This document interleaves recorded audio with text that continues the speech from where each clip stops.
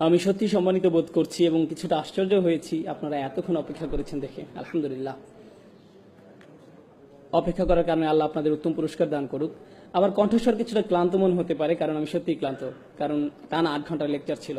আলহামদুলিল্লাহ, কিন্তু আমি ইনশাল্লাহ খুব গুরুত্বপূর্ণ একটা বিষয় নিয়ে সংক্ষিপ্ত কিছু কথা শেয়ার করবো আজ। এটা এমন একটা বিষয় যা এখন আর তেমন আলোচনায় আসে না, কিন্তু এর প্রতি আমাদের মনোযোগ দেওয়া প্রয়োজন। কোনো সন্দেহ নেই যে বিষয়ে আমাদের নজর দেওয়া প্রয়োজন ইনশাআল্লাহ। আমি আপনাদের সাথে কথা বলতে যাচ্ছি মুসলিম তরুণদের মাঝে একটা সংস্কৃতি নিয়ে, যারা কোনো ধর্মীয় পথের ভিতর দিয়ে যাচ্ছে, বিশেষ করে পশ্চিমা সমাজে। অনেক সময় মুসলিম তরুণরা যে জীবনযাপন করে তাকে বলা যেতে পারে, মনে করুন, পার্টিং, ঠিক আছে? এবং তারপর জীবনে কোনো এক সময় তারা বিশেষ উপলব্ধির মুখোমুখি হয় এবং দিনের পথে চলতে শুরু করে। এমন প্রচুর ভাই বোন আছে যারা জীবনে কোনো এক সময় পরিবর্তিত হয় এবং তারপর ধীরে ধীরে তারা আরো ধার্মিক হয়ে ওঠে। কিন্তু তারপর যা হয় তা হচ্ছে, যখন সময়ের সাথে সাথে তারা আরো ধার্মিক হয়ে ওঠে, তারা অনেক বেশি কড়া হয়ে যায়, খুবই উৎসাহী হয়ে পড়ে, আবেগপ্রবণ হয়ে পড়ে এবং নিজেদের জন্য নিজেরাই কোনো শিক্ষক খুঁজে নেয়। সেই শিক্ষক হচ্ছে কখনো কোনো মানুষ, কখনো কোনো সিরিজ লেকচার, কখনো কোনো ওয়েবসাইট, কখনো কোনো ব্লগ, কখনো অপরিচিত কোনো নাম। কিন্তু সেটা যাই হোক না কেন, তারা নিজেদের জন্য একটা জ্ঞানের উৎস খুঁজে নেয়, যেটাকে তারা সঠিক বলে মনে করে। এর প্রতি তারা খুবই অনুরক্ত হয়ে পড়ে এবং আস্তে আস্তে যা ঘটতে শুরু করে তা হচ্ছে তারা খুব কঠোর, খুব অনমনীয় হয়ে ওঠে। তারা লক্ষ্য করতে শুরু করে যে তাদের চারপাশে মানুষরা ঠিক তাদের মতো না। তারা যাকে শিক্ষক মানে, তার চারপাশে মানুষরা তাকে শিক্ষক মানে না। তারা যেভাবে দিনকে বোঝে অন্যরা সেভাবে বোঝে না। তাই প্রথমে যা হয় তা হচ্ছে তারা তাদের চারপাশের, বিশেষ করে তাদের পরিবারের মানুষদের ব্যাপারে হতাশ হতে শুরু করে।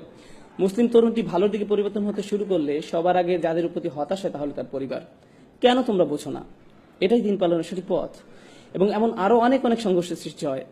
আপনি যদি মুসলিম হন এবং আপনার পরিবার যদি অমুসলিম হয় তাহলে তা আরো বেড়ে যায়। কিন্তু মুসলিম পরিবারের মাঝে থেকেও যদি আপনি দিনকে নতুন করে আবিষ্কার করেন তাহলেও এমন সমস্যার সম্মুখীন হতে হয়। এরকম সমস্যা শুধু যে পরিবারের মাঝে সীমাবদ্ধ থাকে তা নয়, বরং বন্ধু মহলেও বিস্তার ঘটে। অনেক সময় এমন হয় যে আপনার দীর্ঘদিনের বন্ধু, কিন্তু সে কোনো ধর্মীয় পথের ভিতর দিয়ে যাচ্ছে না, বা হয়তো সে যাচ্ছে কিন্তু পথটা ঠিক আপনার মতো না, আপনার দিনের বুঝ হয়তো তার মতো না, অথবা কিছু বিষয় হয়তো তারা আপনার মতো এতটা কঠোর না, এবং এটা আপনার পক্ষে মেনে নেওয়া খুব কষ্টকর হয়ে যাচ্ছে। আপনি তখন তাদের প্রশ্ন মানে জর্জরিত করে তোলেন। যখন আপনি এমন মানুষদের সংস্পর্শে আসেন যারা দিনকে আপনার মতো করে দেখে না, তখন এটাকে কেন্দ্র করে আপনি তাদের বুঝিয়ে দেন যে তারা ভুল আর আপনি ঠিক। এভাবেই তাদের দিন পালন করা উচিত এবং এছাড়া কোনো পথ নেই, ইত্যাদি ইত্যাদি। এমন এক ধরনের আচরণ গড়ে ওঠে বিশেষ করে তরুণদের মাঝে। এমন আচরণের পিছনে অনেক কারণ রয়েছে। তরুণ বা তরুণীটি নিজে মনে করে যে সে যা করছে তা হচ্ছে আমর বিল মারুফ ওয়ান নাহি আনিল মুনকার। তারা মনে করে যে তারা ভালো কাজে আদেশ দিচ্ছে এবং মন্দ কাজে নিষেধ করছে। তারা তো তাদের ভাই বোনদেরকে হাদিস বা কোরআনের আয়াতই বলছে, ভালো কাজই তো করছে, এটাই তো তাদের করা উচিত। এমন কথাই তাদের মাথায় থাকে। তারা যা বুঝতে পারে না তা হচ্ছে এখানে আরো একটা ব্যাপার ঘটছে, অন্য আরো কিছু ঘটছে। দিনের পথে আসার আগে আপনি হয়তো বন্ধু মহলের মনোযোগের কেন্দ্রবিন্দু ছিলেন, আপনি গুন্ডা মাস্তান যাই ছিলেন না কেন সকলের মধ্যমণি হয়ে থাকতেন। যখন আপনি ধর্মের পথে আসলেন তখন আপনাকে ঘিরে আর সেটা রইল না, কিন্তু আপনার তখন এমন কিছু একটা চাই। অন্যদের উপর নিজের আধিপত্য দেখানোর জন্য আপনার ভেতরে এক ধরনের জেদ কাজ করে। আপনার মনে হয় যে আমি মানুষকে দেখাতে চাই কোনো না কোনো ভাবে আমি তোমাদের চেয়ে সেরা। এবং এই ঘুরপথে চলতে গিয়ে বেশিরভাগ সময় নিজের অজান্তেই, অধিকাংশ সময় তারা মানুষকে যে ধর্মীয় মতামত প্রদান করে তার মাধ্যমে তারা নিজেদের শ্রেষ্ঠত্ব দেখাতে চায়। তারা মানুষের কাছে প্রমাণ করে দিতে চায় যে অন্যরা আসলে ধর্মটা ঠিকমতো জানে না, আমি ধর্ম সম্পর্কে ঠিকমতো জানি। আসো তোমাকে বলি কোনটা সঠিক, আসো তোমাকে এই আয়াতটা শিখাই, তোমাকে এই হাদিসটা শিখাই, তুমি জানো না এটা এভাবে না ওভাবে। মানে ধর্ম নিজেই আপনার ইগো প্রকাশের মাধ্যম হয়ে ওঠে। এমন ঘটনা খুবই দুঃখজনক, কারণ ধর্ম নাজিল হয়েছিল যেন আমরা নিজেদের বিনয়ী করে তুলি, কিন্তু এখন আমরা সেই একই ধর্ম ব্যবহার করছি নিজেদের অহংকার প্রকাশ করতে, দাম্ভিকতা প্রকাশ করতে। তবে এটা এমন নয় যে শুধু আমাদের তরুণদের মাঝেই ঘটে থাকে, বরং বড়দের মাঝেও হয়। আপনারা ইবলিসের কথা জানেন। সে কিসে আল্লাহর অবাধ্য হয়েছিল? সে সিজদা করতে রাজি হয়নি।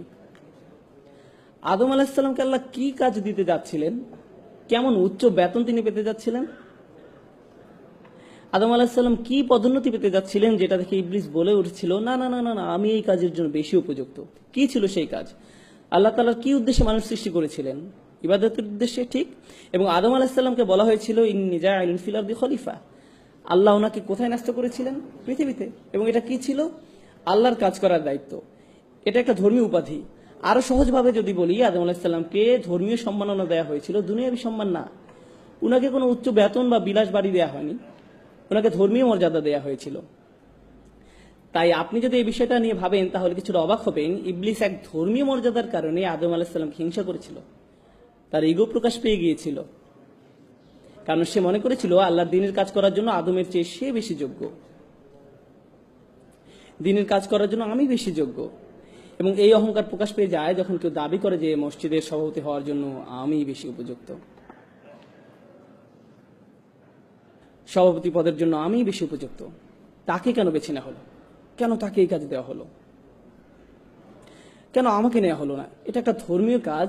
সভাপতি হলে আপনাকে টাকা দেওয়া হবে না, মসজিদ পরিচালনার জন্য তো আপনাকে নতুন গাড়ি দেওয়া হবে না। কিন্তু তারপরও আমেরিকা জুড়ে আমরা দেখতে পাই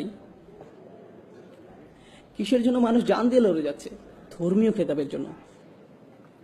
মসজিদ পরিচালনা কে থাকবে? কার কথা শোনা হবে? কিন্তু কেন? এই রোগের সূচনা কোথায় হয়েছিল? সেই কাহিনী যথেষ্ট পুরানো। এই রোগের ভাইরাস ইবলিসের থেকে শুরু হয়েছিল। সে ওই ধর্মীয় কর্তৃত্ব চেয়েছিল। মূল বিষয় হচ্ছে এটা এক প্রকার অসুখ, এবং এটা যদি কারো মাঝে থাকে তাহলে তার সেটা অতি সত্বর চিহ্নিত হওয়া উচিত। যখন আপনার মনে হয় ভাগ্যিস আমি ছিলাম, না থাকলে এই মানুষদের একদম বিপদে চলে যেতে হতো, এদের সঠিক পথ দেখানোর জন্য অন্তত আমি আছি, যদি এটা আপনার মনোভাব হয়, আপনি ভয়ঙ্কর সমস্যায় আক্রান্ত। সত্যি আপনি ভীষণ সমস্যায় আছেন। কারণ আপনি ভাবছেন এই দিন কার উপর নির্ভর করে? আপনার উপর। দিনের আমাদেরকে প্রয়োজন নেই। আল্লাহর দিনকে আমাদের প্রয়োজন, কিন্তু আল্লাহর দিনের আমাদেরকে প্রয়োজন নেই। আল্লাহু গানিয়ুন হামিদ। আল্লাহ সুবহানাহু ওয়া তাআলা সমস্ত প্রয়োজন থেকে মুক্ত, তার আমাদেরকে প্রয়োজন নেই। আমাদের নিজেদের আরো বিনয় হওয়া দরকার।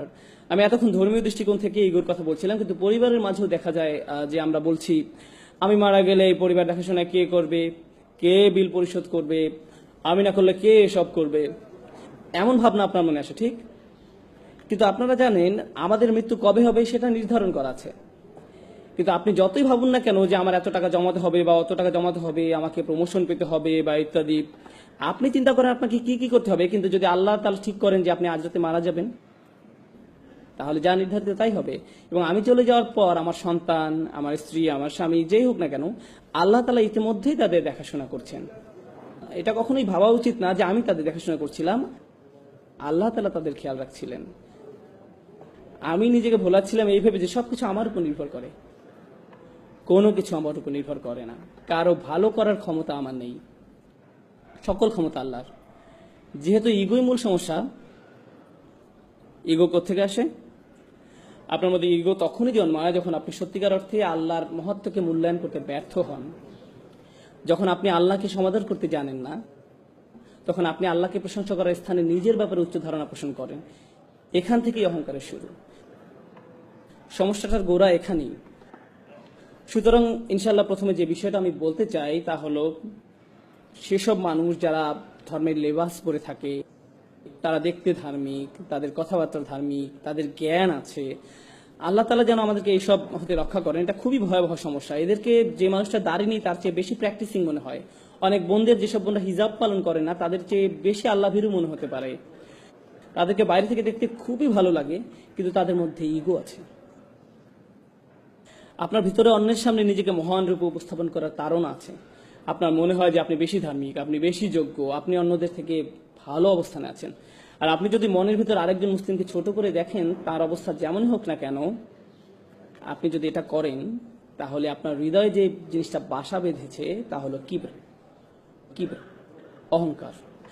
আর আমরা রাসূল সাল্লাল্লাহু আলাইহি ওয়াসাল্লামের উপদেশ থেকে জানতে পারি যে যাদের হৃদয়ে সরিষার দানা সমান, অর্থাৎ বলতে গেলে কিছুই না, এমন অনুপরিমাণ অহংকার থাকে, তাদের জন্য জান্নাতের দরজা খোলা নেই। অনুপরিমাণ অহংকার থাকে, জান্নাতের দরজা তার জন্য খোলা নয়। তাই আমি যেটা বলতে চাচ্ছি তা হলো, ধরুন একজন মুসলিম খারাপ কাজ করে, হয়তো সে মদ পান করে বা অন্য যে কোনো ধরনের খারাপ কাজ করে, তার খারাপ কাজগুলো বাহ্যিক চোখে দেখা যায়, কিন্তু আপনার খারাপ কাজটা কোথায় ঘটছে? অন্তরের মধ্যে। বাইরে থেকে আপনাকে দেখতে ভালোই লাগে, মনে হয় যে আপনি ঠিকঠাকই আছেন। নিঃসন্দেহে সেই লোকটা খারাপ কাজগুলোর কারণে শাস্তিযোগ্য, কিন্তু আপনার অহংকারটাও কি শাস্তিযোগ্য নয়? আর যদিও কেউ তার কাজগুলোকে উপেক্ষা করছে না, কিন্তু যদি তুলনা করা হয় তাহলে আপনার আর তার মধ্যে কার সমস্যা দূর করা বেশি কঠিন? এদিকটা ভেবে দেখুন তো। অহংকার দূর করাটা বেশি কঠিন। কেন? কারণ আপনি একে দেখতেও পান না। সেই মানুষটার মদ পান তো সবাই দেখতে পায়, এ নিয়ে তার সাথে কথা বলা যাবে, কিন্তু আপনার অন্তরের এই ব্যাপারটা সমাধান করা অনেক বেশি কষ্টের, কারণ যেটা অবস্থান হৃদয়ের গভীরে, যার একমাত্র ব্যক্তি আপনি অনুধাবন করতে পারেন। অন্য কেউ আপনাকে এটা বলতে পারবে না। যদি এটা থাকে তাহলে আপনার ভেতরে আছে। আর আমি যখন আপনাদের এই ব্যাপারগুলো বলছি, এই সময় আপনার মনে হতে পারে এই মুহূর্তে আমার অহংকারে একজনের কথা মনে পড়ছে, যার এই কথাগুলো শোনা উচিত। অন্য কারো ব্যাপারে চিন্তা করবেন না, তাহলে স্বয়ং আপনার মধ্যেই অহংকারের চিহ্ন আছে। কার কথা আপনার মনে আসা উচিত? আপনার নিজের কথা। ধর্মের নসিহতগুলো সর্বপ্রথম নিজের জন্য প্রযোজ্য, অন্যের জন্য নয়। সর্বপ্রথম কার জন্য প্রযোজ্য? নিজের জন্য। আমরা এতই অন্ধ হয়ে গেছি যে আমরা ভাবি কোরআনের আয়াতগুলো, রাসূল সাল্লাল্লাহু আলাইহি ওয়াসাল্লামের হাদিস বা উপদেশগুলো সব অন্যদের জন্য, নিজের জন্য না। কোনো কিছু শোনার সাথে সাথে অন্যকে বলার জন্য আপনি পেরেশান হয়ে যান। সেগুলো প্রথমে কার মানার কথা ছিল? কার সেগুলো প্রথমে অনুসরণ করার দরকার ছিল? আপনার নিজের। এই ব্যাপারটা আমাদের অবশ্যই মনে রাখতে হবে। আল্লাহর দ্বীনের ক্ষেত্রে আমরা অনেক বেশি স্বার্থপর, আমরা আত্মকেন্দ্রিক, আমরা ধান্দাবাজ হয়ে পড়ি। এই ব্যাপারটা আমাদের অবশ্যই মনে রাখতে হবে। যখন একজন স্বামী স্ত্রীর দায়িত্ব কর্তব্য সম্পর্কে কোনো হাদিস শোনে, তখন সে কি করে? সে তার স্ত্রীকে যেয়ে বলে, এই জানো আজ কি শুনেছি, মনে রেখো। এমনকি পিতামাতাও তাদের সন্তানদের সাথে কোন আয়াতটা শোনায়, অবিল ওয়ালিদাইনি ইহসানা, তোমার পিতামাতার সাথে সৎ ব্যবহার করো। এটাকে আত্মসেবা হয়ে যায় না? আমরা কি এখানে নিজের সেবা করতে এসেছি নাকি আল্লাহর দ্বীন পালন করতে এসেছি? এটা পুরো দৃষ্টিভঙ্গি বদলে দেয়। এটা সম্পূর্ণ ভিন্ন দৃষ্টিভঙ্গি। তো এটি প্রথম সমস্যা যা আমি আপনাদের সামনে তুলে ধরতে চেয়েছিলাম। ইগো, যা কেবল আপনিই উপলব্ধি করতে পারেন, আর কেউ আপনার জন্য তা করতে পারবে না। যদি আপনার অন্তরের মধ্যে ইগো থাকে, তাহলে বাইরে থেকে যতই ভালো দেখাক না কেন, তার কি মূল্য থাকবে? কারণ আপনার হৃদয়টাই সুস্থ নেই। আর আল্লাহ বলেন, ইল্লামান আতাল্লাহু বিকলবিন সালিম, কিন্তু একমাত্র তারা ব্যতীত যারা সুস্থ অন্তর নিয়ে আল্লাহর কাছে আসবে। তাই আমাদের ভিতরের এই ইগোটাকে ঠিক করতে হবে। দ্বিতীয় পয়েন্টে যাওয়ার আগে আমি আপনাদের কিছু টিপস বলি কিভাবে বুঝবেন যে আপনার মধ্যে ইগো আছে। যদি কেউ আপনাকে কোনো বিষয় শুধরে দেয় আর আপনি খুবই অপমানিত বোধ করেন, আপনার যদি মনে হয় তুমি কিভাবে আমাকে এটা বলতে পারো, নিজেকে কি মনে করো, তার কি এমন যোগ্যতা আছে যে আমার ভুল ধরিয়ে দেয়? এটা যদি আপনার প্রথম প্রতিক্রিয়া হয়, তবে আপনার মধ্যে ইগো সমস্যা আছে।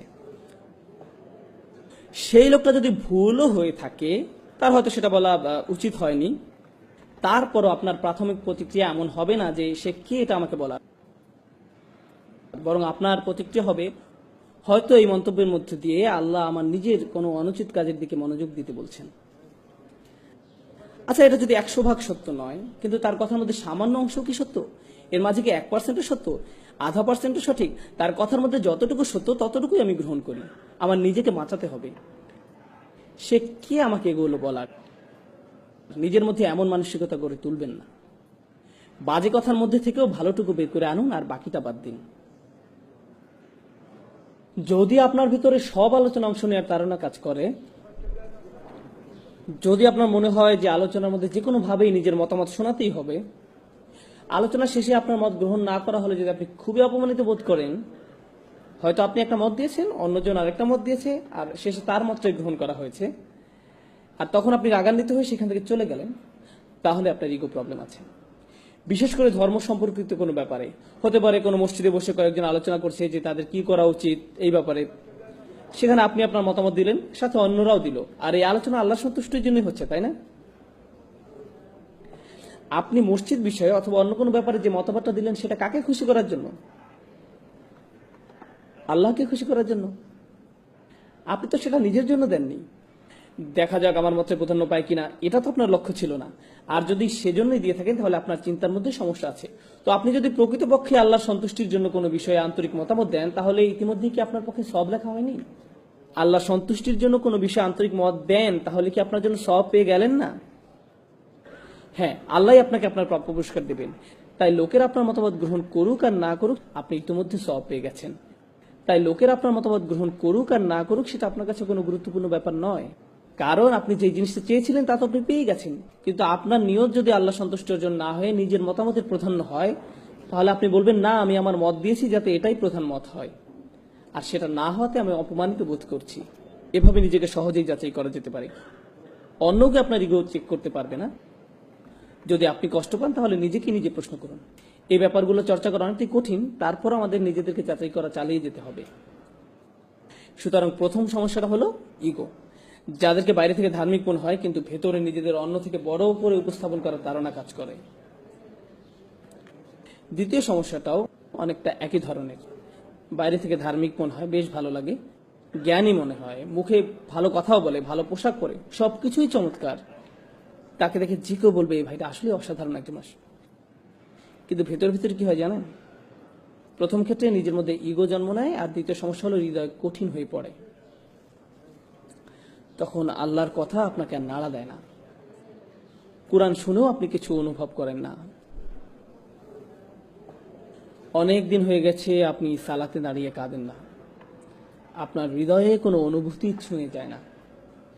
আপনি নিয়মিত এগুলো শুনছেন, কিন্তু আপনার সবসময় মনে হয় আমি তো এগুলো আগে থেকেই জানি, আমার এসব শুনে লাভ নেই, এগুলো তো আমি অনেক আগেই শুনেছি, আমি জানি এরপর কি বলবেন।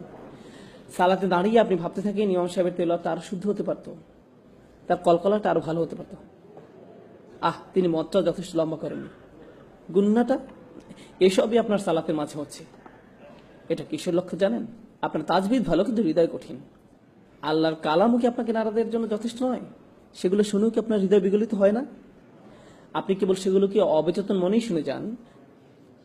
একদিকে আপনার ইলম বৃদ্ধি পাচ্ছে, লোকজনের সামনে আপনাকে খুবই ধার্মিক বলে মনে হচ্ছে, কিন্তু যে সময় একা থাকেন, যখন আর কেউ আপনাকে দেখতে পায় না, তখন আপনার ভিতরে খারাপ সত্তাটা বেরিয়ে আসে। যার কিছু আলাদা আচরণ আছে, যে কিছু গোপন কাজ করে, আপনি কখনো কল্পনাই করতে পারবেন না যে সে এরকম খারাপ কাজ করতে পারে। তার স্বাভাবিক চলাফেরা দেখে, মানুষের সাথে তার আচরণ দেখে আপনি ধারণাই করতে পারবেন না যে তারা নির্জনে এরূপ। কিন্তু তারা নির্জনে একদম ভিন্ন এক মানুষের রূপ নেয়, যাকে দেখে আপনিও চিনতে পারবেন না। তো সেই মানুষের ভেতরে একটা দানব বাস করছে, তার কিছু বাজে সমস্যা আছে, কিন্তু তাকে বাহ্যিক দিক থেকে দেখে একজন মহান ব্যক্তি মনে হয়। কেউ আপনার এই সমস্যা দূর করতে পারবে না, কারণ তারা জানেও না যে আপনার মধ্যে এমন একটা সমস্যা বিরাজ করছে। তাই প্রথম সমস্যা হলো ইগো, দ্বিতীয় সমস্যা হলো কঠিন হৃদয়। আর দুটোই আত্মিক সমস্যা, দুটোই হৃদয়জনিত সমস্যা। আর এই সমস্যাগুলো কেবল একজনই শনাক্ত করতে পারে। কে সে? আপনি নিজে। ইনশাআল্লাহ শেষের দিকে যে এই সমস্যাগুলো দূর করার জন্য কিছু টিপস নিয়ে আলোচনা করব। আমি দ্বিতীয় পয়েন্টটা গুছিয়ে আনতে চাই, হৃদয় কঠিন হয়ে পড়ার ব্যাপারে। আল্লাহ তাআলা বলেন, যে একটা আমি শুরুতে তিলাওয়াত করেছিলাম সূরা হাদীদ থেকে, আল্লাহ প্রথমে আহলে কিতাবদের সাথে পড়ে আমাদের সাথে কথা বলছেন। তিনি বলেন, আলাম ইয়ানিল্লাযিনা আমানু, মানুষদের মধ্যে যারা ইমানদার বলে নিজেদেরকে দাবি করে, আন তাকশা কুলুবুহুম লিযিকরিল্লাহ, তাদের জন্য আল্লাহর স্মরণে হৃদয় বিগলিত হওয়ার সময় আসেনি? তাদের হৃদয় সশ্রদ্ধ ভয়ে পূর্ণ হওয়া উচিত, তাদের হৃদয় হয়ে যাওয়া উচিত বিগলিত। যখন আপনার পেশি নরম আর দুর্বল হয়ে পড়ে, জানেন সেটা আসলে খুশ, তখন আপনাকে শক্তিহীন মনে হয়, আপনার মনে হয় কেউ আপনাকে বশীভূত করে ফেলেছে। আল্লাহ বলেছেন তাদের হৃদয় আল্লাহর ভয়ে, তাঁর কথা স্মরণ করে বশীভূত হয়ে পড়া উচিত। যারা বিশ্বাসী তাদের জন্য কি আল্লাহ স্মরণে হৃদয় গলে যাওয়ার সময় আসেনি? ওমা নাযালা মিনাল হক, এবং যে সত্য অবতীর্ণ হয়েছে তার কারণে। কি সেটা? কি সত্য অবতীর্ণ হয়েছে? আল কোরআন। এরপরে আল্লাহ একে আয়াতে বলছেন, ওয়ালা ইয়াকুনু কাল্লাযীনা উতুল কিতাবা মিন ক্বাবল, তোমরা তাদের মতো হয়ো না যাদেরকে পূর্বে কিতাব দেয়া হয়েছিল। ফাতালা আলাইহিমুল আমাদ, এরপর একটা বড় সময় অতিক্রান্ত হয়ে গেছে, তার মানে তারা এই কিতাব ধারণ করেছিল দীর্ঘ সময়ের জন্য। যখন তারা এভাবে কিতাব ধারণ করেছিল, আপনারা জানেন যখন প্রথম ধর্মীয় অনুশাসন শুরু করেন তখন আপনি উত্তেজিত থাকেন, এই উত্তেজনা এক সময় চলে যায়, যা থাকে তা হলো বহিরাবরণ। ফাকাসাদ কুলুবুহুম, এরপর যা ঘটে তা হলো অন্তর কঠিন হয়ে যায়। একটি দীর্ঘ সময় অতিক্রান্ত হওয়ার পর ধর্মীয় কার্য সম্পাদন একটা রুটিনে পরিণত হয়। এমন কিছু তারা করে যা শুধু করতে হয়, তারা এটা করছে কারণ এটা করতে তারা অভ্যস্ত। কিন্তু এটা আর এমন কিছু নয় যা তাদের হৃদয়কে আলোড়িত করে। তাদের হৃদয় কঠিন হয়ে গেছে। যখন আপনার অন্তর কঠিন হয়ে যায় তখন কলুষিত হওয়ার ভয় আপনার জন্য খুব বেশি।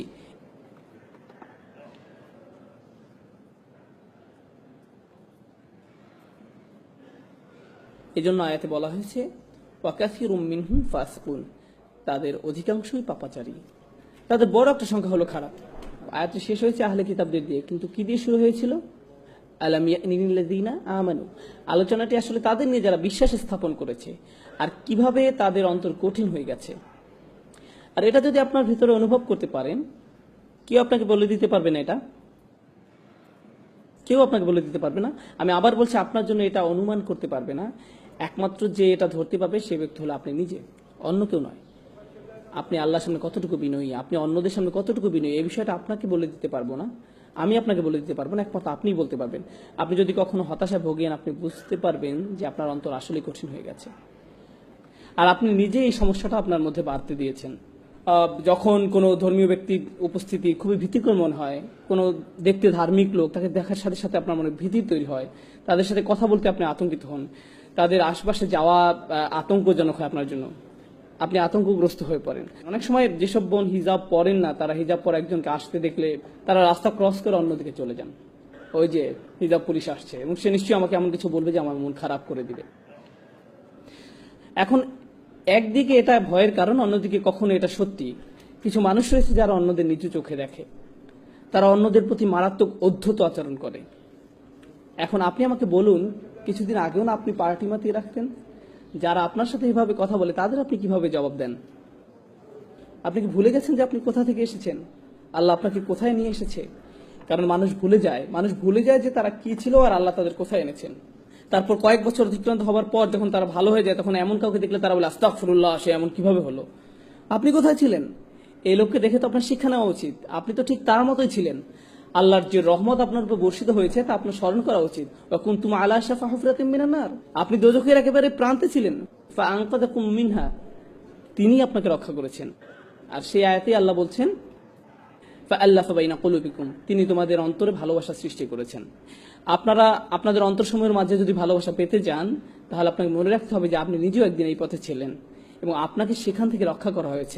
আপনাকে এজন্য রক্ষা করা হয়নি যে আপনি খুব স্মার্ট মানুষ, আপনি রক্ষা পাওয়ার যোগ্য। এটা আপনার প্রতি কার অনুগ্রহ ছিল? এটা আপনার প্রতি আল্লাহর অনুগ্রহ ছিল। কোন সাহস আপনি অন্যদের দিকে কিভাবে তাকান, কিভাবে এমন মন্তব্য করেন? এই দাম্ভিকতা জঘন্য ব্যাপার। এটা আপনার সকল ভালো কাজ ধ্বংস করে দিবে, সব ভালো কাজ ধুয়ে মুছে দিবে।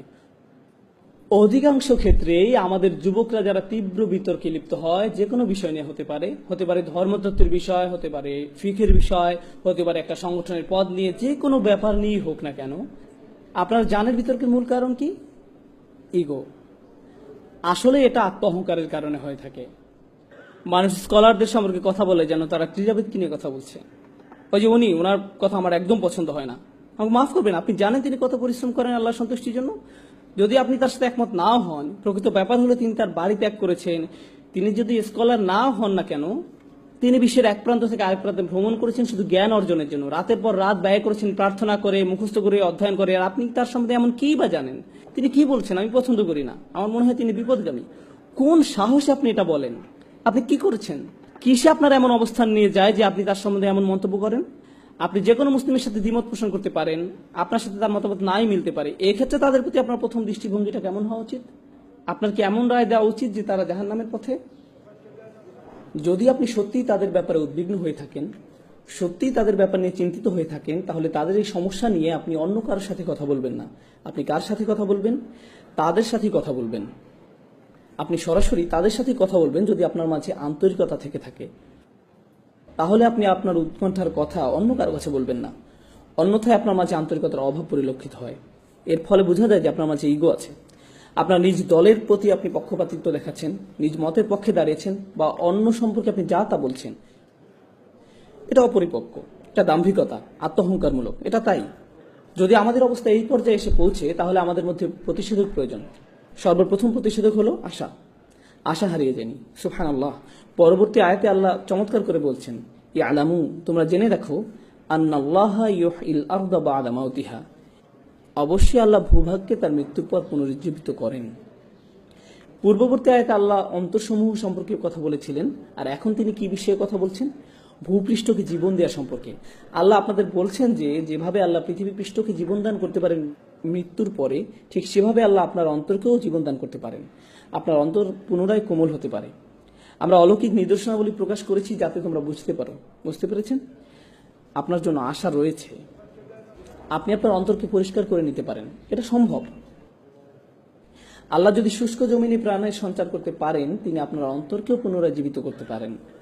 এখন চিকিৎসার ব্যাপারে আলোচনা করা যাক। এই চিকিৎসা কি? আপনি আপনার ইগো সমস্যার সমাধান কিভাবে করবেন? প্রথম যে বড় বিষয়টি আপনার অন্তর পরিষ্কার করতে সহায়তা করবে তা হলো আল্লাহর স্মরণ। প্রথমে এই বিষয়টি আপনাকে আয়ত্ত করতে হবে। কত ঘন ঘন আপনি আল্লাহকে স্মরণ করেন। আল্লাহকে স্মরণ করা মানে শুধু এইসব কথা বলা নয় যে সুবহানাল্লাহ, আলহামদুলিল্লাহ, আল্লাহু আকবার, লা ইলাহা ইল্লাল্লাহ, এগুলো উচ্চারণ করাই নয়। নিশ্চয়ই এগুলো খুবই গুরুত্বপূর্ণ জিকির, যা আমরা রাসূল সাল্লাল্লাহু আলাইহি ওয়াসাল্লামের সুন্নাহ থেকে জানতে পারি। কিন্তু এই জিকিরগুলো যদি চিন্তাহীন হয়, আপনি যদি এগুলোর অর্থ বা মহত্ব না বুঝেন, এগুলো নিয়ে চিন্তা ভাবনা না করেন, তাহলে এটা জিকির নয়। এতে শুধুমাত্র মুখস্থটা আরেকবার রিভিশন দেওয়া হয়। আলহামদুলিল্লাহ অর্থ হলো সকল কৃতিত্ব, সুনাম, প্রশংসা আল্লাহর জন্য। আল্লাহকে সবকিছুর জন্য প্রশংসা করতে হবে এবং ধন্যবাদ দিতে হবে। ধরুন কখন আপনার একটা খারাপ দিন গেল, আপনি কি বলবেন? আলহামদুলিল্লাহ। আমি শুধু আল্লাহকে ধন্যবাদ দিই না, তার প্রশংসাও করি। যাই এখন ঘটছে তা অবশ্যই ভালো, এবং এটা এত ভালো যে আমি এর জন্য তার কৃতজ্ঞতা প্রকাশ করি। আর আমি শুধু তার কৃতজ্ঞতা প্রকাশ করি না, আমি তার প্রশংসাও করি। কি দারুণ কাজ তিনি করেছেন। আপনি সমস্যায় পড়া সত্ত্বেও বলেন আলহামদুলিল্লাহ। যখন আপনি এর অর্থ বুঝে বলবেন, তখন এটা অন্য কিছু। এখন আপনি আসলেই আল্লাহকে স্মরণ করছেন। আল্লাহর এই প্রশংসা, আল্লাহকে কৃতিত্ব দিয়ে আপনাকে আপনার নিজ সম্পর্কে শিক্ষা দেয়। কি শিক্ষা দেয়? যখনই কোনো ভালো কাজ আপনি মনে করেন যে আপনি করেছেন, আপনার কি করা উচিত? আলহামদুলিল্লাহ বলা উচিত। আপনি আসলে কাকে এই কাজের কৃতিত্ব দিচ্ছেন? আল্লাহকে। আপনি কোনো বক্তব্য দেওয়ার পর হয়তো কেউ এসে আপনাকে বলল, ভাই দারুণ বক্তব্য দিলেন, আপনি হেসে বললেন আলহামদুলিল্লাহ, আমি জানি ভালো হয়েছে। তাহলে এই আলহামদুলিল্লাহ আসলে আলহামদুলিল্লাহ নয়। এভাবে বলার মাধ্যমে আপনি আপনার নিজের প্রশংসাই করলেন। প্রশংসা পেলে কিভাবে অস্বস্তিতে পড়তে হয় আপনাকে তা শিখতে হবে। প্রশংসা আপনার মাঝে যেন বিনয় নিয়ে আসে। আল্লাহকে কৃতিত্ব দেওয়ার ক্ষেত্রে আপনাকে দ্রুত হতে হবে এবং একই সাথে নিজেকে বিনম্র করতে হবে। ভাই আপনি জানেন না, আপনার এভাবে বলা ঠিক নয়। আমি আসলে কিরকম তা আমি জানি না, আল্লাহ জানেন, শুধুই আল্লাহ জানেন। আপনার প্রশংসা আমার দরকার নেই, আমার দরকার আপনার দোয়া। আমি চাই না আপনি প্রশংসা করুন, বরং আমি খুবই ভালো এটা আপনি আমাকে বলার দরকার নেই। না, আমি আপনার কাছ থেকে এটা শুনতেও চাই না। এটা আসলে আমাকে সাহায্য করে না, এটা আমার ক্ষতি করে। কারণ কেউ যখন আমার প্রশংসা করে, তখন এটা আমার মাঝে কি জাগিয়ে তোলে? আমার ইগো। আর এটা মানুষের জীবনের সবচেয়ে ভয়ঙ্কর সমস্যা। তাই কেউ অন্য কারো প্রশংসা করার মাধ্যমে তার উপকার করছে না। আর নম্রতা সম্পর্কে শেষ যে বিষয়টি আমি আপনাদের সাথে শেয়ার করতে চাই, সেটা হলো যখন কেউ আপনাকে বাজে কথা বলে বা আপনাকে অপমান করে, এটা আসলে আপনাকে বিনয়ী করতে সাহায্য করে। তারা হয়তো আপনার প্রতি একটা অনুগ্রহ করলো, তারা মনে করতে পারে যে তারা আপনাকে ছোট করতে পেরেছে, কিন্তু এটা হয়তো আল্লাহর তরফ থেকে আপনার জন্য একটা মেসেজ বা একটা উপহার। এর মাধ্যমে আল্লাহ আপনাকে নম্রতা উপহার দিলেন। এই জন্য ইবনে তাইমিয়া রাহমাতুল্লাহ বলতেন, যখন কেউ আমাকে কষ্ট দেয়, আমি মনে করি এটা আল্লাহর পক্ষ থেকে উপহার। তিনি আমাকে নম্রতা শিক্ষা দিচ্ছেন। সুবহানাল্লাহ। এটা একটা ব্যতিক্রম উদাহরণ। এরপর মানুষের উপকার করা শিখুন, শুধুমাত্র আল্লাহর সন্তুষ্টির জন্য। অনেক সময় কেউ কেউ সাধ্যের অতিরিক্ত করে ফেলে। ধার্মিকদের প্রতি এটাই আমার শেষ বক্তব্য, বিশেষ করে তরুণদের জন্য। তারা অনেক কর্মকাণ্ডে অংশ নেয়, তারা সংগঠনে অংশ নেয়, তারা দলে যোগদান করে, তারা মসজিদে যোগদান করে, তারা বিভিন্ন অনুষ্ঠানে যায়, তারা সবসময় কর্মঠ থাকে, তারা ডান বাম করতেই থাকে। এরপর কি ঘটে জানে? তারা ইচ্ছা শক্তি হারিয়ে ফেলে, তারা পুরোপুরি ক্লান্ত হয়ে যায়। যখন তারা পুরোপুরি ক্লান্ত হয়ে যায়, এরপর তারা কখনোই আগের অবস্থায় ফিরে আসতে পারেন। ভারসাম্য রাখুন, ধীরে ধীরে অগ্রসর হন। আপনাকে সপ্তাহের এক ছুটিতেই সব করে ফেলতে হবে না, অথবা গ্রীষ্মের ছুটিতেই সব করতে হবে এমন নয়, বরং ধীরে ধীরে অগ্রসর হন। ইনশাআল্লাহ আপনি গতি ধরে রাখতে পারবেন। এবং যখন আপনি শুধু আল্লাহর জন্যই কোনো কিছু করবেন এবং আপনি হতাশ হয়ে যান না, কোনো ফলাফল হচ্ছে না, এই জন্য উদাহরণ হিসাবে এই অনুষ্ঠানের কথা বলা যাক। আমাকে দাওয়াত দেওয়া হয়েছিল, আমি বলেছিলাম ঠিক আছে আমি রবিবার আসবো। শনিবার রাতে কেন নয়? কারণ তখন এখানে কেউ থাকবে না। জানেন আমার প্রথম মতামত কি ছিল? তো কি হয়েছে? আমি আপনাদের জন্য এখানে আসছি না। আমি কেন আসছি? আর বড় কোনো কারণ আছে। আপনারা আমাকে কিছু দিচ্ছেন না, কে দিচ্ছেন? আল্লাহ, ঠিক? তাই এখানে একজন থাকুক, 100 জন থাকুক, আর কেউ না থাকুক, আমি কি আমার বিনিময়ে পাবো যদি আমার নিয়ত ঠিক থাকে? আমি পেয়েছি যদি আমার নিয়ত ঠিক থেকে থাকে। আপনি কেন এখানে এসেছেন? কারণ আপনার বন্ধু আপনাকে আসতে বলেছে, কারণ আপনাকে আসতে জোর করা হয়েছে, কারণ আপনার গাড়ি এখনো ছাড়ছে না তাই আপনি এখানে আটকে গেছেন, এই জন্য? তাহলে আপনি কিছু অর্জন করতে পারলেন না। কিন্তু আপনার যদি এখানে আসার কারণ থাকে এরকম যে আজ রাতে আমি আল্লাহকে স্মরণ করব, আমি আল্লাহর আরো নিকটবর্তী হব, এমনকি যখন কিছু হচ্ছে না আপনি সেটার অপেক্ষায় আছেন, এই অপেক্ষার সময়টাও আপনার পক্ষে পুণ্য লেখা হচ্ছে। দৃষ্টিভঙ্গির পরিবর্তন করুন, নিয়তের পরিবর্তন করুন, ঠিক আছে? এটা আপনার জীবন ভর অনেক সাহায্য করবে। কারণ আপনি যখন কিছু করেন, যেমন প্রচারপত্র বিলি করছেন, মানুষকে প্রোগ্রামের দাওয়াত দিচ্ছেন, কিন্তু কেউ উপস্থিত হলো না, তখন আপনি মনে মনে বললেন, কেউ কিছু শুনতে চায় না, কিন্তু আপনি হতাশ হয়ে পড়বেন না। কারণ কেন? কারণ আপনি প্রচারপত্র বিলি করেছিলেন কি জন্য? কেন আপনি দাওয়াত দিয়েছিলেন? কোথায়, কার কাছে আপনার প্রত্যাশা? আপনার কাজ চেষ্টা করা, ফলাফল তার কাছে। আপনি এই ফলাফলের দায়িত্ব নন। আপনি যখন এটাকে আন্তরিকভাবে মেনে নিতে পারবেন তখন জীবন অনেক সহজ হয়ে যাবে এবং আপনি নিজের প্রতি অনেক সন্তুষ্ট থাকবেন। আপনি হতাশ হয়ে পড়বেন না। কারণ সেখানে মাত্র অল্প কিছু মানুষ, তাদের সংখ্যা আরো বেশি হতে পারতো, হ্যাঁ, সেখানে আরো মানুষ থাকতে পারতো, কিন্তু সেটি আল্লাহ হাতে। আমি কি আমার দায়িত্বটুকু পালন করেছি? আমি কি যথেষ্ট চেষ্টা করেছি? নিজেকে শুধু এটাই জিজ্ঞাসা করার আছে, এবং আমার চেষ্টা কি সত্যি আল্লাহর জন্য ছিল কিনা, নিজেকে শুধু এই প্রশ্নটিই করার আছে। আমি এসব আলোচনা আনছি কারণ নিয়তে এমন কিছু নয় যে আপনি জীবনে একবার মাত্র করেন। জীবনে একবার আপনি ইচ্ছা পোষণ করেছিলেন যে আপনি আল্লাহ রাস্তায় কাজ করবেন এবং একজন ভালো মুসলিম হবেন। আপনি সেই ইচ্ছা পোষণ করেছিলেন, কিন্তু সেই ইচ্ছাতে মরিচা পড়তে পারে। ফলে আপনাকে বারবার নিয়ত ঠিক করতে হবে, আপনাকে বারবার নিয়ত ঠিক করতে হবে। এবং আপনি জানেন, সবাই ভাবছে আপনার ইচ্ছা অনেক শক্তিশালী, কারণ তারা শুধু আপনার বাইরেরটা দেখছে। তারা কি দেখে না? ভেতরেরটা। এবং যেহেতু তারা শুধু বাইরেরটা দেখে, তারা আপনাকে বলবেন আপনি খুবই ভালো একজন মানুষ, এবং আপনি তাদের বিশ্বাসও করা শুরু করবেন, যার ফলে আপনার সমস্যাটাকে আপনার জন্য আরো ভয়াবহ করে তুলছেন। প্রথম প্রতিকার হচ্ছে আল্লাহকে স্মরণ করা। দ্বিতীয় প্রতিকার হচ্ছে উত্তম সঙ্গী খোঁজা, এমন সহচর খোঁজা যারা আপনার চেয়ে উত্তম। তৃতীয় প্রতিকার হচ্ছে গুরুত্বপূর্ণ প্রতিকার, নিজের মুখ বন্ধ রাখতে শেখা। নিজের মুখ বন্ধ রাখতে শেখা। যদি আপনি খুব খারাপ কিছু দেখেন, তাহলে একজন মুসলিমকে উপদেশ দেওয়ার নমনীয় পন্থা খুঁজে বের করুন। এভাবে ভাবুন, আমি তাদের যে কথাগুলো বলতে যাচ্ছি সেগুলো কি তাদের ধর্মের প্রতি আরো বিমুখ করে দিবে? অথবা আমার সৌহার্দ্যপূর্ণ নমনীয় পন্থা খুঁজে বের করা উচিত, যা তাদেরকে ধীরে ধীরে ইসলামের মূল বিষয়ের সাথে আপোষ না করে দিনের পথে নিয়ে আসবে। হয়তো তাদের বন্ধুদের পরিবর্তনের মাধ্যমে, দৃশ্যপটের পরিবর্তনের মাধ্যমে, যদি তারা সামান্য একটু উপদেশ শুনতে পায়। আপনি প্রথমেই তাদের আচরণ পরিবর্তন করে চান না। আপনি প্রথমে কি পরিবর্তন করতে চান? তাদের অন্তর। যখন তাদের অন্তর পরিবর্তন হবে, তখন ব্যবহার আপনা আপনি পরিবর্তিত হবে। বেশিরভাগ সময় আমরা মানুষের কিসের পিছে ছুটি? আমরা তাদের ব্যবহারের পিছনে ছুটি। আপনি মানুষের ব্যবহার পরিবর্তন করতে পারবেন না, আপনি তাদের শুধু স্মরণ করে দিতে পারবেন এবং আশা করতে পারেন আল্লাহ তাদের অন্তরকে পরিবর্তন করে দিন। আপনার দায়িত্ব স্মরণ করে দেওয়া। ফাদাক্কির। আল্লাহ রসুল মানুষদেরকে আল্লাহর সাথে শিরক করতে দেখেছেন, কুফরি করতে দেখেছেন, এবং আল্লাহ বছরের পর বছর তাকে বলেছেন ফাদাক্কির ইন্নাফাতিদ যিকরা, ফাদাক্কির ইন্নাফাতিদ যিকরা, স্মরণ করিয়ে দাও, স্মরণে উপকারিতা আছে। মহানবী সাল্লাল্লাহু আলাইহি সাল্লাম এই একই ধরনের খুব খারাপ মানুষদের কাছে 10 বছর দাওয়াত দিয়েছেন এবং আল্লাহ বলে গেছেন স্মরণ করিয়ে দাও, এতে কাজ হবে, স্মরণ করিয়ে দাও, এতে উপকার আছে।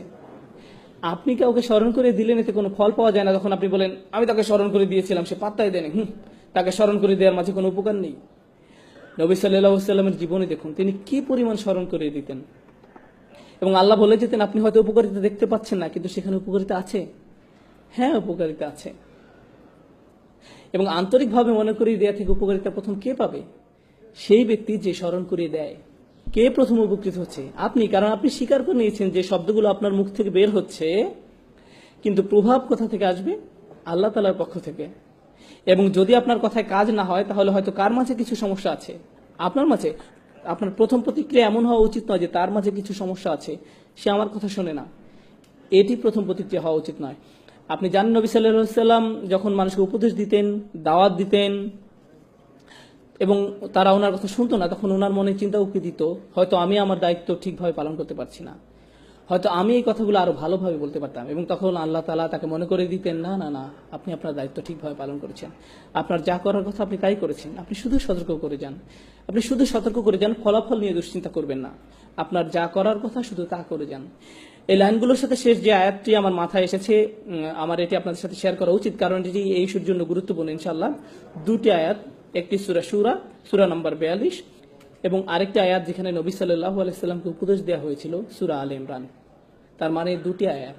সূরা শুরা, ওয়ামা তাফাররাকু ইল্লা মিন বাদি মা জাআহুমুল ইলম বাগয়াম বাইনাহুম, তাদের কাছে জ্ঞান আসার পরই তারা পারস্পরিক বিভেদের কারণে মতভেদ করেছে। যতক্ষণ তাদের কাছে জ্ঞান আসেনি ততক্ষণ তারা নিজেদের মাঝে মতভেদ করেনি। তার মানে কারা এখন মতপার্থক্য করছে? জ্ঞানী মানুষেরা। কিসে জ্ঞানী? বিজ্ঞান, পদার্থবিজ্ঞান, রসায়ন, জীববিজ্ঞান, কিসে তারা জ্ঞানী? ধর্মীয় জ্ঞানে, আসমানি কিতাবে জ্ঞানী, সুন্নতে জ্ঞানী। জ্ঞানী হওয়ার পর তারা কি করছে? মতবিরোধে পতিত হচ্ছে। কেন? আল্লাহ তাআলা বলে দিচ্ছেন বাগিয়াম বাইনাহুম, একজন আরেকজনের উপর কর্তৃত্ব করার জিদ থেকে। তাদের এরূপ জিদ থাকে এবং তারা নিজেদের সেরা মনে করতে চায়। এবং কি সেই হাতিয়ার যা তাদের সেরা ভাবায়? ধর্মীয় বিষয় জ্ঞান। তারা এই ধর্মীয় জ্ঞানকে এমন একটা মাধ্যম বানিয়ে ফেলে যা দ্বারা তারা নিজেদের গর্ববোধকে আরো বাড়িয়ে তোলে। কি ভয়ানক অপরাধ! এই আয়াতের শেষে আল্লাহ তাআলা বলছেন, ওয়ালাউলা কালিমাতুন সাবাকাত মির রাব্বিকা ইলা আজালিম মুসাম্মা লাকুদিয়া বাইনাহুম, যদি আপনার পালনকর্তার পক্ষ থেকে নির্দিষ্ট সময় পর্যন্ত অবকাশের সিদ্ধান্ত না থাকতো তবে তাদের ফয়সালা হয়ে যেত, তাদেরকে শাস্তি দেয়া হতো, তাদেরকে তখনই শাস্তি প্রদান করা হতো। এটি খুবই গুরুতর অপরাধ। এটি খুবই গুরুতর অপরাধ যে তারা তাদের দিনকে মতবিরোধের হাতিয়ার হিসাবে ব্যবহার করছে এবং অহংকার ছাড়া আর অন্য কিছুই তাদের জ্ঞানকে একে অপরের সাথে মতবিরোধের হাতিয়ারে পরিণত করেনি। আল্লাহ তাআলা আমাদেরকে এই মারাত্মক অপরাধ থেকে হেফাজত করুন, বিশেষ করে আমাদের তরুণ প্রজন্মকে। এদেশে তরুণদের যে সংস্কৃতি, আপনারা বল খেলেন, কেউ একজন আপনার সাথে ব্লক করে দেয়, এরপর কি হয়? পরের খেলায় আপনি প্রতিশোধ গ্রহণ করেন, আপনার অবস্থা পুনরায় উদ্ধার করেন, কারণ প্রতিপক্ষ আপনাকে নিয়ে হাসি ঠাট্টা করবে। এই হচ্ছে সংস্কৃতি। আমার বিরুদ্ধে তোমার এত সাহস কিভাবে হয়? এটি শুধুমাত্র খেলা নয়, এটি অহংকারের একটি পরীক্ষা। গাড়ি চালানো অবস্থায় কেউ একজন আপনাকে পেছনে ফেলে দিল, কি আপনাকে ক্রুদ্ধ করে দিলে? তুমি আমাকে তোমার হোন্ডা সিভিক দিয়ে আমার M5 কে পাস করে যাচ্ছ? না না, আমি তোমাকে দেখে নিব, আমি তোমাকে আমার ক্ষমতা এক্ষুনি দেখিয়ে ছাড়বো, আমি গ্যাস প্যাডেল 4 পর্যন্ত চাপ দিয়ে তোমাকে দেখিয়ে দেব কিভাবে কি করতে হয়। এসব কিসের বহিঃপ্রকাশ? অহংকার। এই সমাজে প্রতিনিয়ত আমাদের জানানো হচ্ছে তোমরা অহংকার বৃদ্ধি করো সবকিছু তোমাকে নিয়ে। যে গান লেখা হয় বা গাওয়া হয়, যেমন আমার চেইন, আমার হ্যাট, আমার জুতা, আমার মোজা, যেটাই হোক সবকিছুতে আমি আমি আমি। তুমি আমাকে ছুঁতে পারবে না, আমার দিকে তাকাতে পারবে না, আমার চোখের দিকে তাকাবে না, আমি তোমার এই করব, এরপর আমি এই করব। এসবের মানে কি? এসব কি তাৎপর্য বহন করে? অহংকার। নিজের মধ্যে অহংকারকে উস্কে দেয়, নিজের উপাসনা করা। এটা ঠিক তাই, আসলে এই ইগো আত্মপূজার দিকে ধাবিত করে। এবং এই দিন শুধুমাত্র তাদের জন্য একটি দিন যারা আল্লাহর সামনে নিজেকে নত করে দেয়। তার মানে এই আয়াতটি খুব খুব গুরুত্বপূর্ণ। সূরা আল ইমরান এর শেষ আয়াত। বিশেষ করে যারা নেতৃত্বস্থানীয় অবস্থানে আছেন, আপনাদের মাঝে যাদেরকে অন্যরা অনুসরণ করে, যারা জানে অথবা এমনকি ভাবে যে সে অন্যদের চেয়ে বেশি জানে, আল্লাহ রাসূল সাল্লাল্লাহু আলাইহি সাল্লামকে বলছেন, ফাবিমা রাহমাতিম মিনাল্লাহি লিনতা লাহুম ওয়ালাউ কুনতা ফাযযান গালিযাল কলব লানফাদ্দু মিন হাওলিক। আল্লাহর বিশেষ দয়া ও অনুগ্রহের কারণে আপনি নবী সাল্লাল্লাহু আলাইহি সাল্লাম সাহাবীদের প্রতি কোমল। ওয়ালাউ কুনতা ফাযযান গালিযাল কলব, যদি আপনি তাদের প্রতি শক্ত হতেন, কঠোর হৃদয়ের হতেন, অনমনীয় হতেন, জিদ করতেন, এমনকি যদি তাদের সাথে কথা বলার সময় কিছু পরিমাণ কঠোরতা প্রদর্শন করতেন, লানফাদ্দু মিন হাওলিক, তারা আপনা থেকে দূরে সরে যেত। তারা কারা? সাহাবারা। আপনার থেকে দূরে পালিয়ে যেত। আপনি কে? রাসূল সাল্লাল্লাহু আলাইহি ওয়াসাল্লাম। চিন্তা করতে পারেন, সাহাবারা রাসূল সাল্লাল্লাহু আলাইহি ওয়াসাল্লাম থেকে দূরে পালিয়ে যেত। আল্লাহ বলেননি আপনি যদি সত্যের পথে না ডাকেন তাহলে তারা পালিয়ে যাবে। আপনি যদি তাদের কোরআন শিক্ষা দেওয়া বন্ধ করে দেন তাহলে তারা পালিয়ে যাবে। আপনি যদি ওহী প্রকাশ না করেন তাহলে তারা পালিয়ে যাবে। রাসূল সাল্লাল্লাহু আলাইহি ওয়াসাল্লাম কি করলে তারা পালিয়ে যাবে?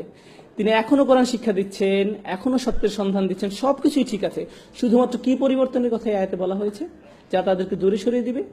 যদি তিনি সাহাবীদের প্রতি কঠিন হন, এতটুকুই যথেষ্ট, তারা দূরে সরে যাবে। সুবহানাল্লাহ, কি দারুণ শিক্ষা আল্লাহ দিচ্ছেন। আল্লাহ কি দারুণ শিক্ষা রাসূল সাল্লাল্লাহু আলাইহি ওয়াসাল্লামকে দিচ্ছেন। সর্বোৎকৃষ্ট নেতার প্রতি যদি এই শিক্ষা হয়, তাহলে কি আপনার মনে হয় না যে এটি আমাদের জন্য বেশি প্রযোজ্য?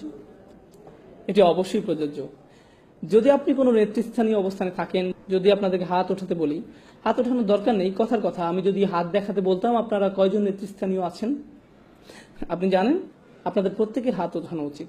আপনারা প্রত্যেকেই নেতৃস্থানীয় লোক। আপনাদের সবার সে অবস্থান আছে যেখান থেকে আপনারা অন্য কাউকে উপদেশ দিতে পারেন, এবং এটি খুবই ভালো। কিন্তু আপনি কিভাবে উপদেশ দিবেন? বিশেষ করে যদি তারা মুসলিম হয়, তাদেরকে ধর্ম থেকে আরো দূরে সরিয়ে নিয়ে যাওয়ার পরিবর্তে আরো ধৈর্যশীল হন। আমি বলছি না কাউকে ভুল কিছু করতে দেখলে তা মেনে নিবেন, যদি হারাম কিছু করতে দেখেন তাহলে বলবেন দেখুন আমি জানি এটি হারাম, আমি আসলে আপনার জন্য উদ্বিগ্ন। এটি বিভিন্নভাবে বলা যায়। এই কাজটি করাতে দোজখে যাবে তুমি জানো, এটা একভাবে বলা। নিজের কাজের জন্য তোমার লজ্জিত হওয়া উচিত, এটা বলার একটা ধরন। ভাই আমি সত্যি তোমার জন্য উদ্বিগ্ন, সিরিয়াসলি তুমি জানো ওটা খারাপ আর আমি তোমাকে ভালোবাসি, তুমি কেন এটা করছো? তোমার কোনো সাহায্য লাগবে? আসলে কেন বন্ধ করছো না? এটা বন্ধ করো, আসো এটা নিয়ে আলোচনা করি আন্তরিকতার সাথে। আন্তরিকতা এটা দেখানো যায় না, তবে প্রকাশ করা যায়। এতে প্রকাশ পায় আপনি আন্তরিক নাকি শুধু ওদের প্রতি আপনার মন্তব্য প্রকাশ করতে চান বা তাদের ছোট করতে চান। এখানে পার্থক্য আছে। আপনি মানুষের সাথে কিভাবে বলেন তার মধ্যে পার্থক্য আছে।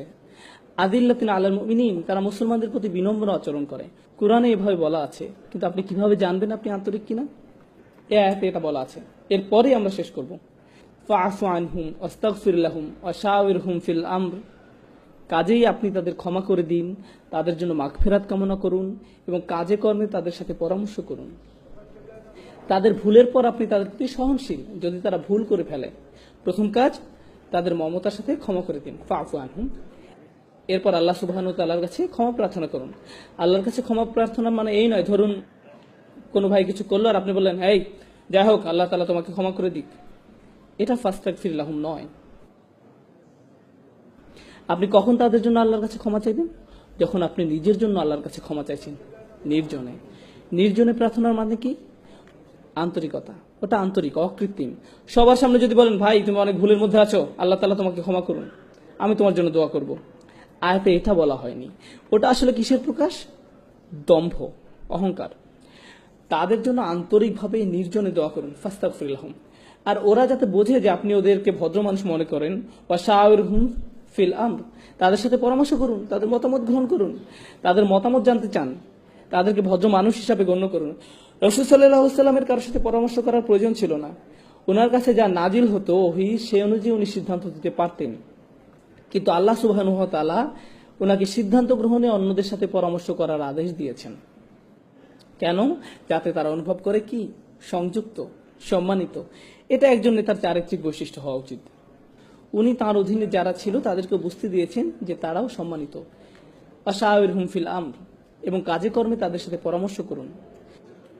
ফাইদা আযমতা ফাতাওয়াক্কাল আলাল্লাহ, যখন আপনি কোনো সিদ্ধান্ত নেন আল্লাহ তাআলার উপর বিশ্বাস রাখুন, কারণ আপনার সিদ্ধান্তই সাফল্যের চাবিকাঠি নয়। সব সাফল্যের মূলে আছেন আল্লাহ সুবহানাহু ওয়া তাআলা। ইন্নাল্লাহা ইউহিব্বুল মুতাওয়াক্কিলিন, আল্লাহ তার উপর নির্ভরকারীদের ভালোবাসেন। আল্লাহ আমাদেরকে আমাদের চেয়েও ভালো মানুষদের সঙ্গ দান করুন, যেন আমরা আমাদের অহংবোধ নিয়ন্ত্রণ করতে পারি।